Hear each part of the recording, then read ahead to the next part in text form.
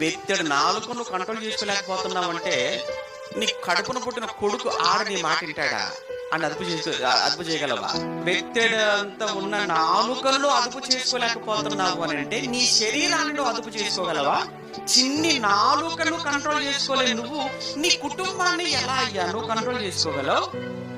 అంటే మీకు ఏం అర్థం కావాలి? ఎవరు ఎక్కువగా మాట్లాడతారో ఆడు గాని, భార్య గాని, పిల్లలు గాని, ఆ కుటుంబం గాని అదుపు తప్పిన కుటుంబం. అదుపు తప్పడం అంటే అతని చేతిలో ఉండదు, అంతే, యజమాని చేతిలో ఉండదు కుటుంబం. మాటలు ఎంత తక్కువ మాట్లాడుకుంటే మన భక్తిలో అంత ఎదుగుతాం. నోటిని ఎలా పడతారో వాడేవాడు అదుపు తప్పిన వాడు అవుతాడు. అదుపు తప్పిన వాడు దేవునికి పనికిరాని వాడుగా, నిష్ప్రయోజనమైన వాడుగా మారిపోతాడు. నాలుక చాలా చిన్నది.